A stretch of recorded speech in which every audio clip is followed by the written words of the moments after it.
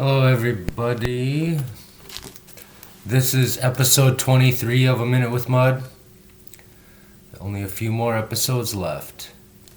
And since this whole quarantine, I've been reading The Mastery of Self by Don Miguel Ruiz Jr. about being a part of the dream of the planet without losing yourself. And so that's been helping me get through this. Today's topic, I was thinking about talking about forgiveness, which has always been a little bit of a struggle for me.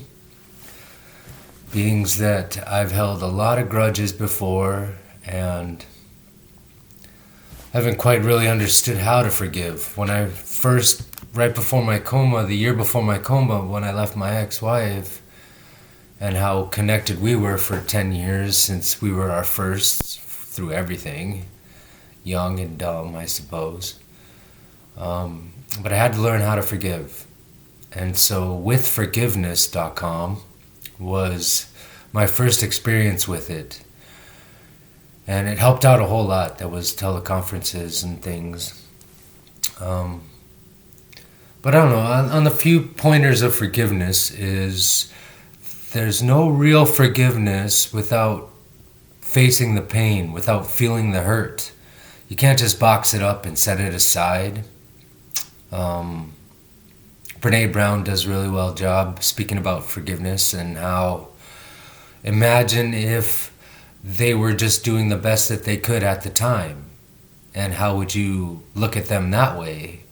Because generally we are doing that. I know I've faced a lot of narcissistic lies and a lot of repressed emotions from people, and so those aren't quite doing your best in my opinion. Yet making amends, like in any 12-step program, how they say step 4 I think is make amends. And when I was getting clean for real the first time and going to NA, I remember somebody saying amends and thinking about them in terms of a change of contract, like lawyers do, or a new agreement, like Don Miguel Ruiz says.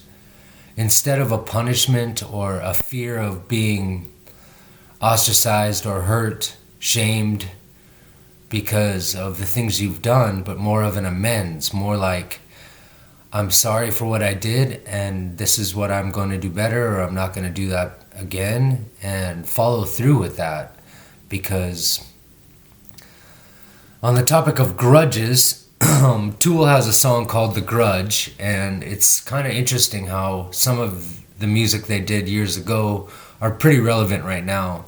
And that song especially, when the part of the chorus line is, Saturn comes back around to show you everything, lifts you up and lets you see what you will or will not see, and then drags you down like it's told to lift you up, and then spits you out like a child, light and innocent.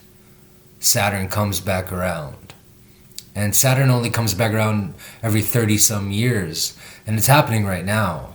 The planets trining the way they are is kind of what's leading to all of this chaos and quarantine, and kind of take a step back and look at ourselves.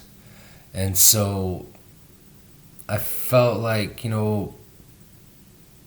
a lot of gratitude in the lessons that I've learned. But I think upon reflection, not being able to forgive as well as I have is more or less because I wish the problems to be cleared, to be solved, to never have to face them again. And I cannot do that alone. I can't do that without the participation of the person that I have to forgive. And a lot of times the person, I used to just do instant forgiveness. I had so much self-love that I was like, oh, no problem. I don't care. And I really didn't. Then it became to the point where I was like, wait a minute. These people keep on taking advantage of me, doing the same thing over and over and over, and I keep forgiving them. And I thought maybe that's a term of codependency or enabling in a way, or fear of loneliness maybe at times. But I think way down at the root of the problem that I have is wanting to fix the issues and the circumstances that lead up to it. But I can't do that without the participation of them, like I said. So it's kind of one of those plant the seeds, but you can't grow it for them, or lead the horse to water, but you can't make them drink, that sort of thing. And then also, I like this song, The Frog and the Scorpion by Wookiefoot, because it kind of slaps you in the face a little bit towards the end, where it's like, it's in my nature, you know? So sometimes I think the instincts to attack once you felt betrayed or hurt or deceived has stopped us from realizing that we should have not even put ourselves in those positions. I can hate as many people as I want. In reality, it's only reflection. It's only a mirror. Every person that we come across in our life is a reflection of us. So if you don't like something in someone, take a look inside of yourself, because I spent years and years and years working through those issues where, man, I really don't like that person or situation or what they said. And it has a lot to do with my own lack of self-forgiveness, because you have to forgive yourself before you can forgive them. And right after my coma, I remember riding the bus back to Utah the first time, and every person that I came into contact with was like an angel. I was so clear of mind that it was like my heart was the only thing there, and my whole being all aligned, like mind, body, heart, soul, all of that. And every single person that I looked into their eyes, the poem Nightlights that I did was inspired by that one, where it's like, I love you just the same. Even if, you know, you're doing negative things, I still love you. And that's kind of has a lot to do with loving somebody through an addiction, like peer support specialist stuff,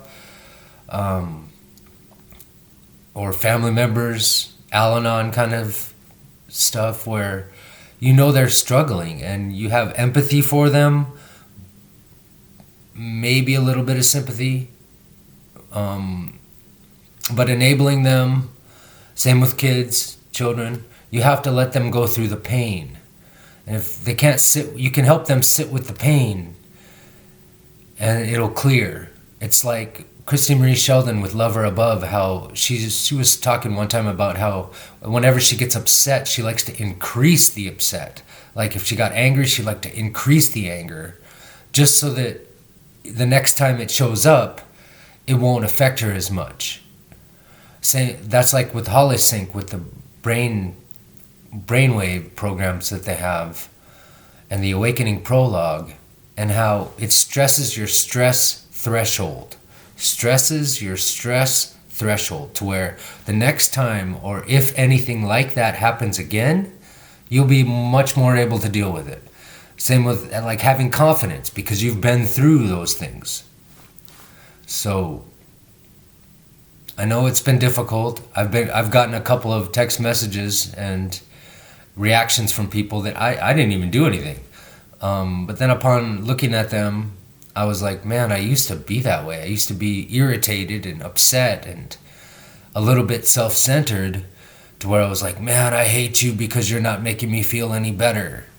Or you don't do what I want you to do, so I don't like you. And I'm upset with you. When really it's a reflection. It's all of those old pains that we're dealing with, that we forgot about, that we didn't feel through, are coming up. And I've noticed that a lot with the energies around me, where there's a lot of just irritation, and I'm doing my best to keep my boundaries so that I don't allow that energy in. And I hope you do the same. I hope you you react with compassion.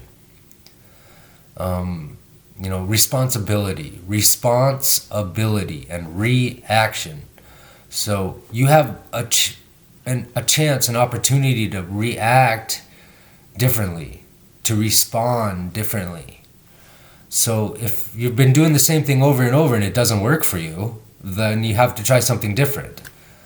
One thing that I did a lot of was just taking a step back and breathing. Like, I was going to hug somebody a couple weeks ago who she was talking about something really painful about her grudges with a family member, and how that family member ruined one of the best days of her life when she had a child.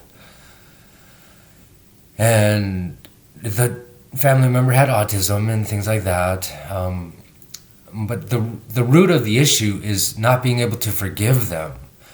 And I tried to hug the person, but I had brought it out. I had brought up the conversation, or somehow brought up that energy like a hayoke kind of does. And I tried to hug her and she wouldn't allow it. She was like, no, don't touch me. I don't want to hurt anybody, kind of thing. And I respected it. And at first, I was just going to say, no, I'm out of here, kind of thing. But instead, I just took a couple of deep breaths and I went with her back to her apartment. And we talked for a little bit longer, but it was obvious that we both needed or she needed some space. And so, I eventually left, but it was good exercise for me. Instead of running away from a problem or running away from conflict, to maybe rearrange the idea of the conflict into, it looks negative, but it's actually a healing, growing moment. It's a moment for growth.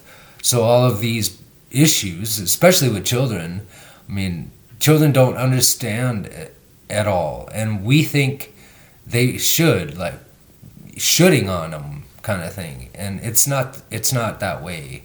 We have to take a step back and we have to have, like, non-violent communication methods with children, to speak with them. Positive discipline.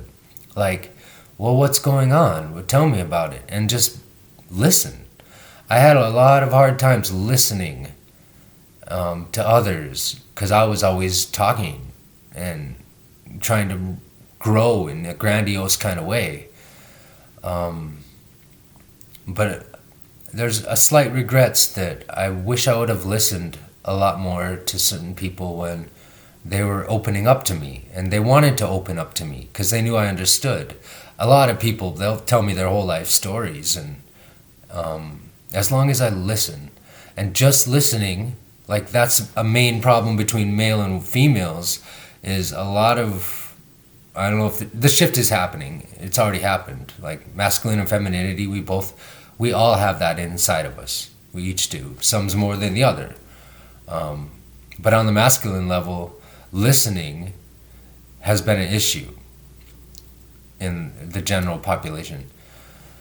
So just listening, without responding, without trying to fix things, because that goes with the motivational interviewing.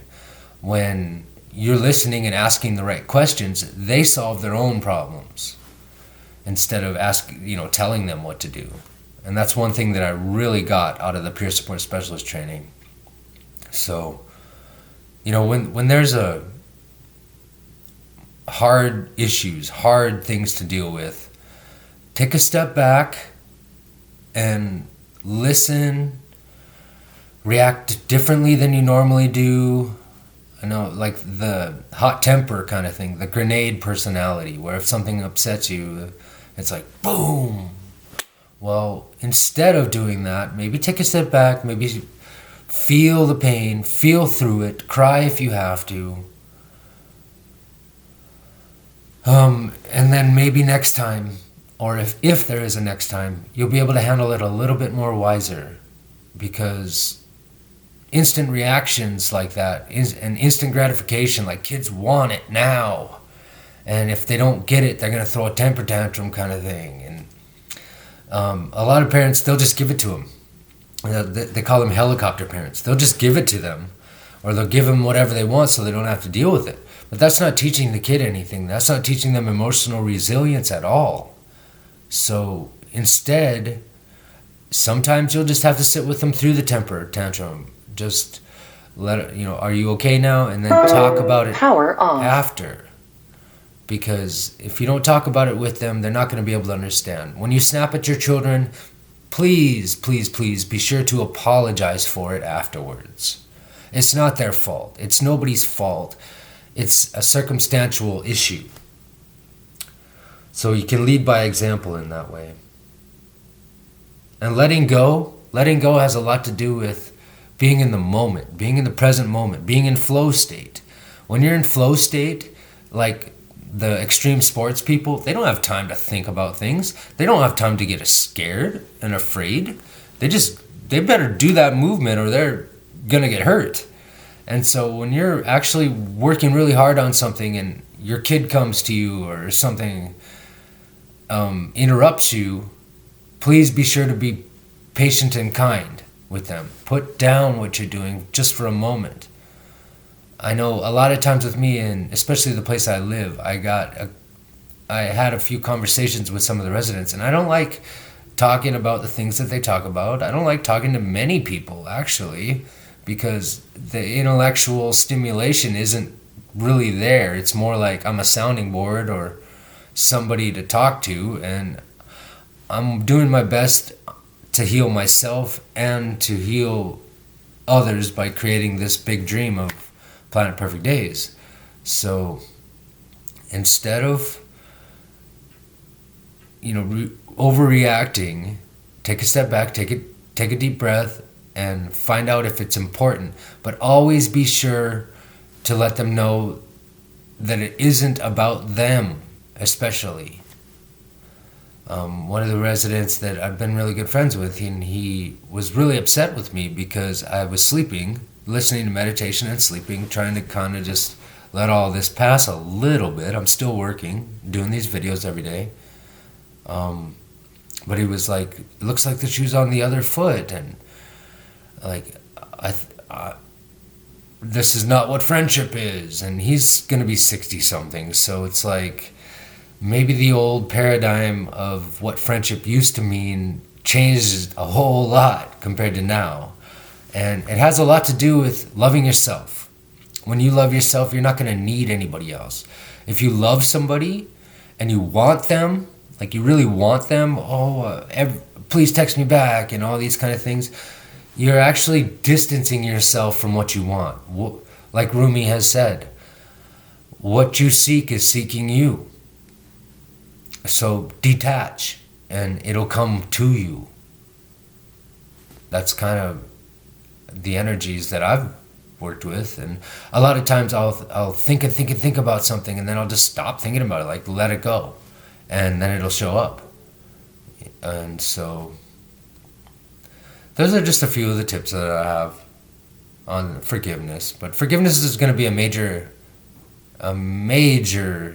issue, a major topic for the times that are coming ahead. And being able to come together and realize what's really important, because if you haven't seen your family, or you're at odds with your parents and they pass away, you're going to hold on to that resentment and self-shame for a long time. So forgive, let it go. Throw, like in that song, throw away the stone and let the waters transmutate your laden grudges into gold. And I've talked enough, so peace, love, blessings. Hope everyone is well. Take care of yourselves, take care of others, and together we can make this through.